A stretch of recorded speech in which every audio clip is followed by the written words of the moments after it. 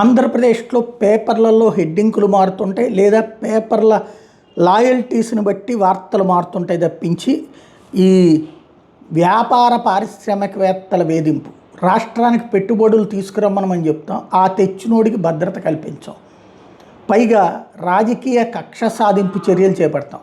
గతంలో తెలుగుదేశం హయాంలో తీసుకొచ్చినటువంటి కంపెనీలకు సంబంధించి లేదా వాళ్ళకి అనుకూలంగా ఉన్నారంటూ కొన్ని పవర్ కంపెనీలకి బ్రేక్ వేసింది జగన్ సర్కార్. అట్లాగే కియా వాళ్ళకు వచ్చేటప్పటికి మాధవ్ తీసుకొచ్చినటువంటి చేష్టలు, అట్లాగే అమర్ రాజా విషయంలో స్వయంగా ప్రభుత్వం వేధించినటువంటిది. ఇట్లాంటివి చూసినప్పుడు ఏం ప్రాబ్లం వస్తుంది అనేది మనకు తెలిసింది.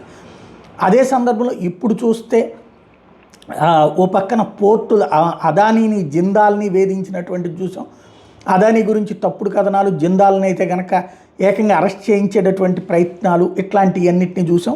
దాని ద్వారా రాజకీయ లబ్ధి ఏమన్నా చేకూరిందేమో కానీ రాష్ట్రానికి లబ్ధి ఏం చేకూరలేదు. చివరికి జిందాల్ పక్కకి వెళ్ళిపోతే ఇప్పుడు ఆ స్టీల్ ప్లాంట్లు 2 ప్లాంట్లు అనుకునే పక్కకి వెళ్ళిపోయినటువంటి పరిస్థితి. అదే సందర్భంలో వ్యాపార పారిశ్రామికవేత్తలు వేధిస్తున్నారన్నటువంటి ఆరోపణలకు సంబంధించినటువంటి దాంట్లో సరికొత్తదైనటువంటి సాక్షి హైలైట్ చేసి టీడీపీ ఎమ్మెల్యే ఎరపతినేని అవినీతి దాహం అంటూ సిమెంట్ పరిశ్రమలకు శాపం, ప్రతి సిమెంట్ బస్తాకు కప్పం కట్టాలకు, మైనింగ్ కార్యకలాపాల వాటాలు, అనుచరులకు ట్రాన్స్పోర్ట్ కాంట్రాక్టు, ఫ్యాక్టరీకి వచ్చే లాభాల్లో భాగాలు ఇవ్వాలని ఒత్తిడి, యాజమాన్యాలు తలగొకపోవడంతో ఫ్యాక్టరీ ప్రతినిధుల మీద దౌర్జన్యాలు, రైతులకి నష్టం, కర్మాగారాలకు అనుమతులే ఉంటూ కక్ష సాధింపు, సిమెంట్ ఉత్పత్తి జరగకుండా అడ్డుకుంటున్న అధికార పార్టీ నేతలు బలవంతంగా ఫ్యాక్టరీ గేట్లు మూసేశారు, ఎమ్మెల్యే దుర్మార్గాలు తట్టుకోలేక సంస్థలను తాత్కాలికంగా మూసేసిన యాజమాన్యాలు, రోడ్డును పడ్డ వేలాది మంది కార్మికులు, కేంద్రం దృష్టికి తీసుకెళ్లేందుకు పారిశ్రామికవేత్తల సన్నాహాలు అన్నట్టుంది. ఇది వాస్తవమా కాదా?